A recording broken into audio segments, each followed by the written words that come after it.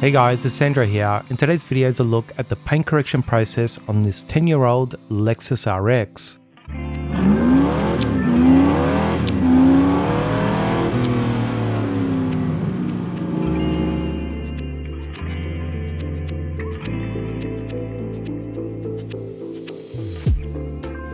Hopefully you guys have seen the previous interior, wheels, engine bay and exterior wash videos on this RX, as I'm going to jump straight into part 4 today, tackling the most time consuming part, which is paint correction.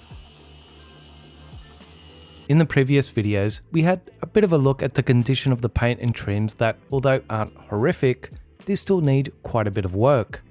I mentioned in that video that this highly metallic silver paint, which as you'll see, jumps from a cool looking shade to an almost golden shade of silver depending on how the light hits it, is extremely difficult to capture well on camera as it tends to blow out in the footage. So as this paint correction video progresses, there will be some shots where it's understandably difficult to see the defects and the results achieved, which I apologize for. But there'll also hopefully be some better footage later on where you can see the defect removal, gloss and clarity achieved.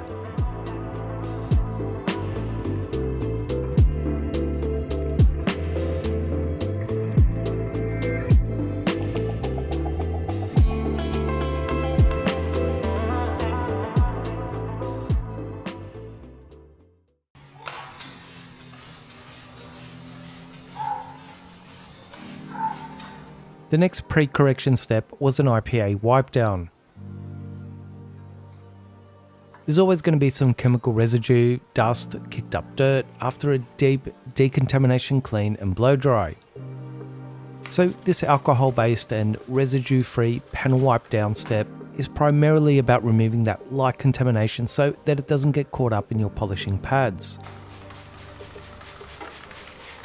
But it also helps dry up any remaining moisture and gives the surface a little more tack so that your masking tape will bond better, and you don't want any like chemical films, dust or debris messing with your paint thickness readings.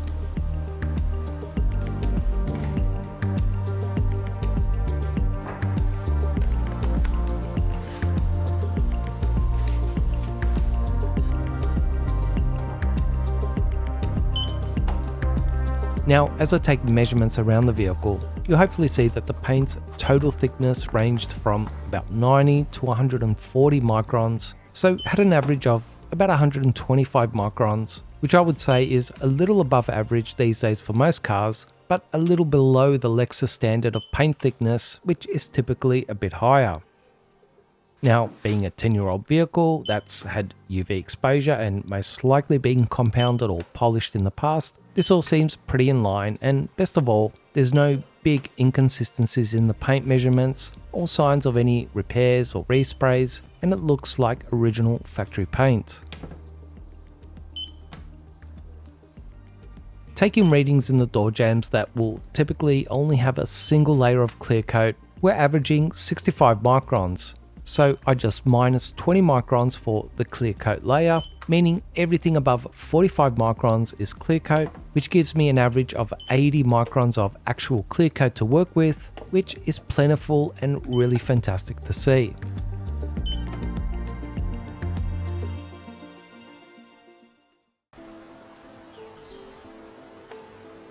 So let's move on to the meat of this process, paint correction. Even though Lexus, like most Japanese paints, does tend to be soft, I always start with some test sections to tune my pad, compound and technique selections, as every paint and its defects are different.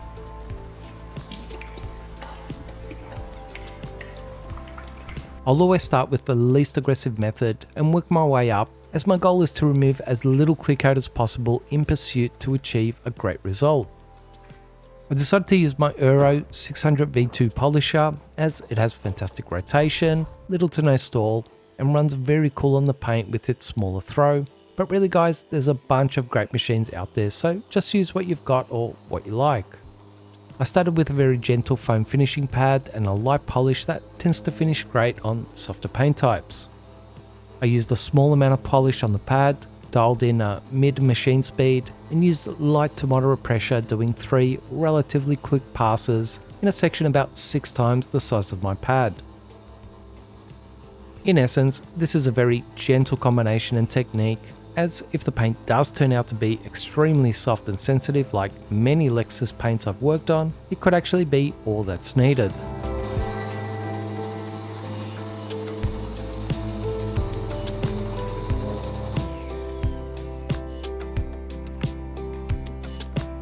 Now, as with this whole home detailing series, I'm not pursuing perfection here. I'm really looking for a 90% defect removal rate, but still want to finish with as much gloss and clarity as possible.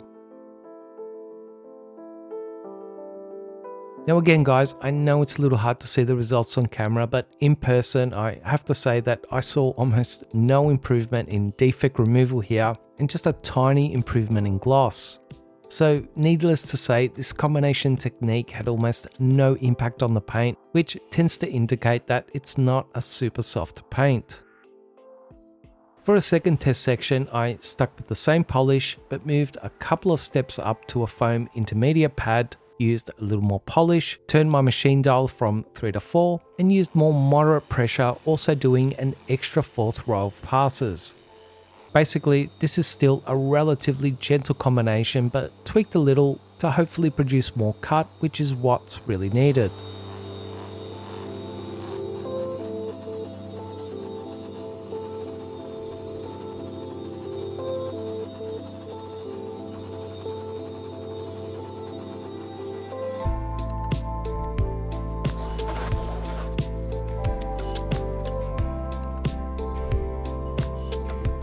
Having a look at the results, I can now actually see an improvement, but I would say I'm only at a 30% defect removal rate here, but there is a very nice bump of increased gloss and clarity, meaning this combination looks like it's gonna finish very well on this paint, but just isn't aggressive enough to remove the majority of the existing defects. For a third test section, I stuck with the same pad, but moved to a medium compound, jumped to 4.5 on the dial of my machine, used a touch more pressure, and also slowed my arm speed down. Once again, these are all little tweaks to help increase cut without going too far as to compromise the finish.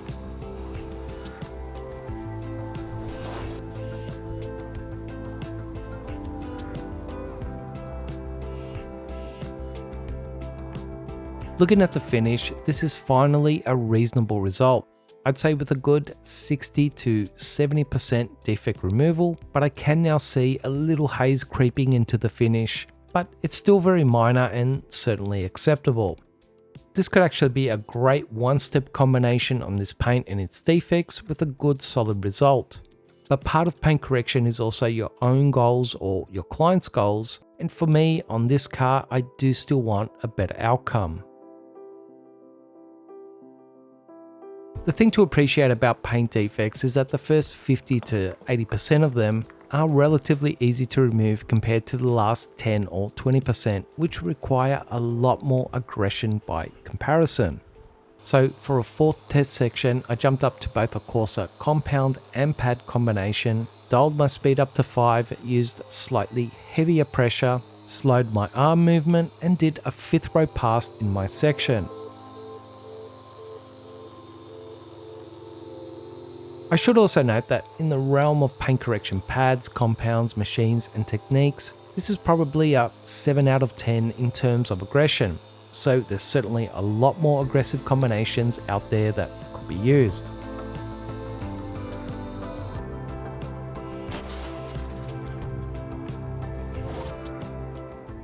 Evaluating the results, this was finally a good 90% plus defect removal outcome, which more than meets my goals, but with still seeing about 5 to 10% of the defects remaining, that lets me know that it's not too aggressive and still the lightest combination to achieve my goal.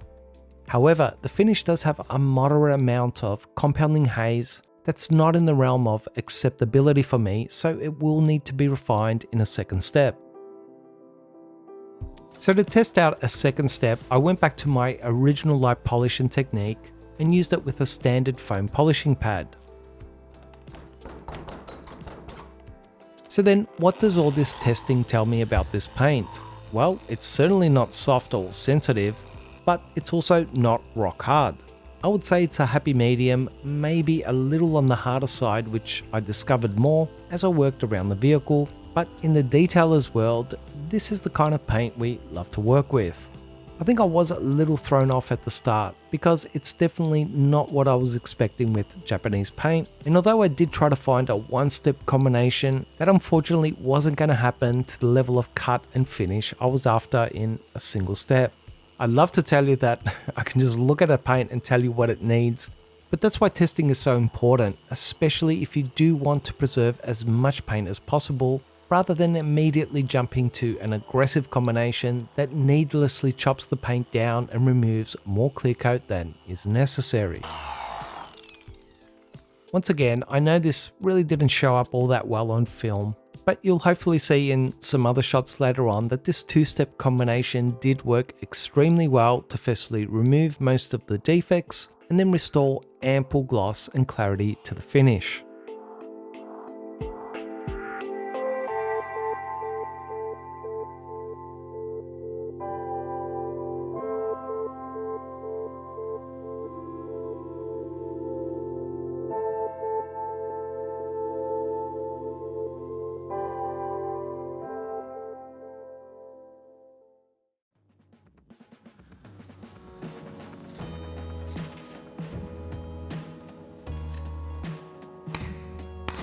Now, you might look at this huge hunk of metal and think that's just a lot of big flat real estate. But as with most modern cars, this Lexus RX has so many sharp, dramatic shapes and body lines where it's difficult and even more so risky to shove a large polisher and pads and try to power through those curves and crevices. You just have to appreciate that body lines and panel edges are always the high risk areas in terms of burning through paint, and the crevices and valleys make it difficult to correct well with larger pads. And that's why, although it certainly is more time consuming, smaller pads and machines are so much safer and more effective when doing your edge work.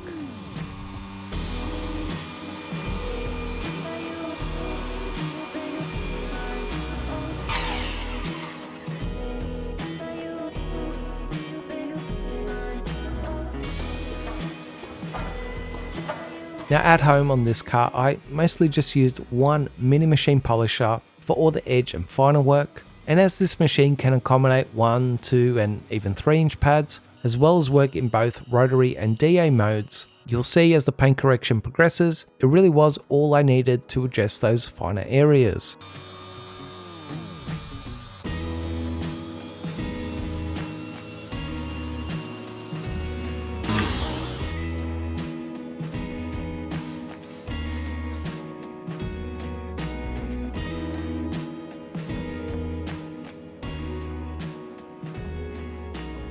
You'll also notice some different coloured pads.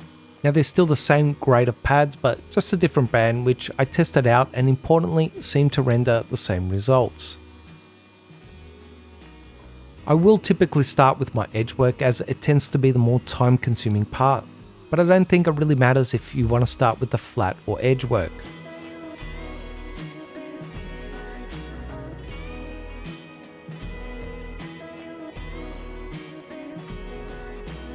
I also did do both my cutting and then my finishing stages on each panel before moving on, but again I don't think it really matters if you want to firstly cut the whole car and then finish the whole car or do both stages at the same time. What's important is the results and a consistent finish.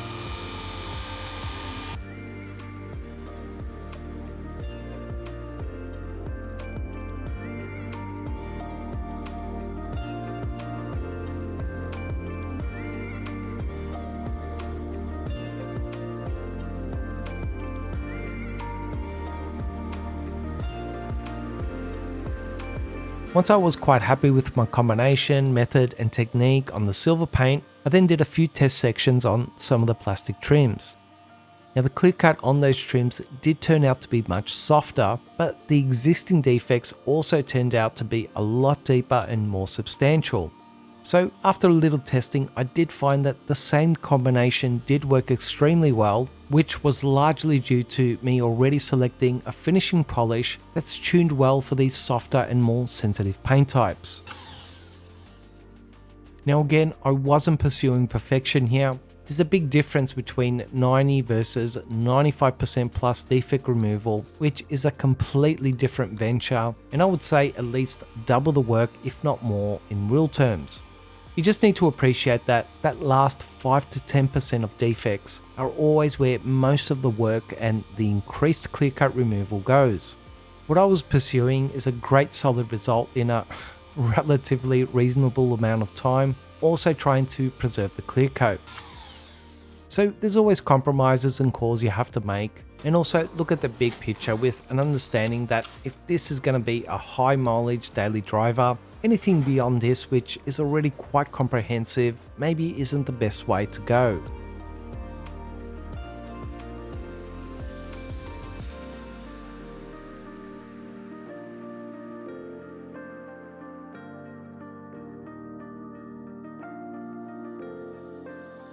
It's also important to highlight that it's not like every bit of paint or trims will have identical levels of existing defects. For some reason, the Lexus grille badge was just absolutely trashed, and I think some sort of scouring pad was used to scrub it down. I actually cut it back twice with my rotary and then had to make a call if it was worth going any further and potentially risking going through the clear. Also considering that some of these trims and badges, in my experience, don't have all that much clear coat to start with.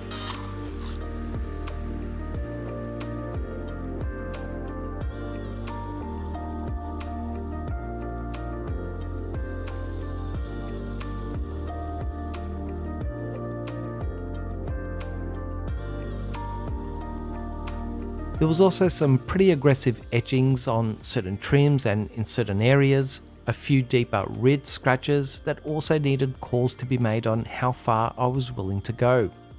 I just wanted to bring these points up to highlight that in my detailing work for my clients, I'm always making judgment calls, and it's not always about time or cost.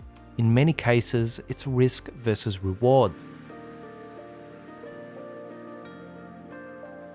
Now, I understand that a customer looking at their freshly detailed car and seeing a few remaining defects may think, why weren't they removed? And that's the disconnect between having a service provided and doing it yourself. You just don't go through the process, so you can't have all the information that led to the result or the choices made. Good and honest communication with your client is always your best ally here, and if they're at all reasonable, they will understand the risk versus reward dilemma that you're faced with. These days, I tend to work by a philosophy or thought process, which is, what would I do if this was my own precious car? And that's pretty much how I proceed. And I also think that's why my clients come to me, as I do treat their cars as if they were my own.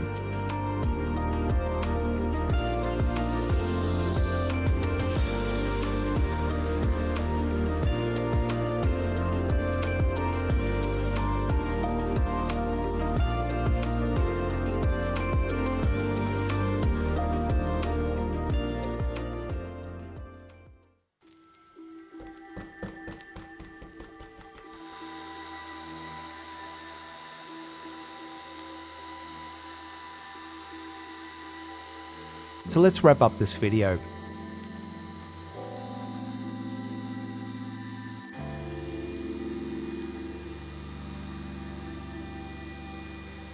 To say this car has a lot of real estate is an understatement. It just keeps going on and on and on. And apart from the silver paint, which was the bulk of the work, I think at least a third of the work was all the piano black, clear and other little trims around the car that were also polished, and although I didn't film it, I did also give all the exterior glass a preparation polish, as I will also be coating it in the next stage. It's always hard to predict how many hours were spent when I'm also filming at the same time, but I would guess I spent about 25 hours of actual detailing paint correction work in the end, which is certainly a big chunk of time, but hopefully it will be worth the effort, and being that this is for my most important client, aka my wife, I better do a good job.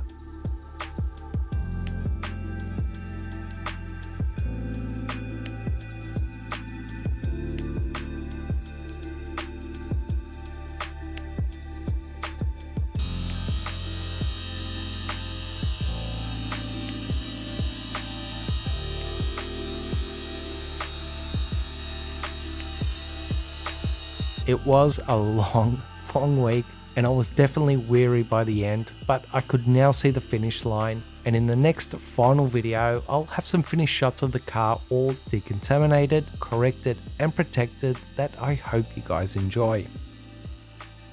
My flesh and my heart fail, but God is the rock of my heart and my portion forever. May God bless each and every one of you. Stay strong, stay faithful, and I'll see you next time.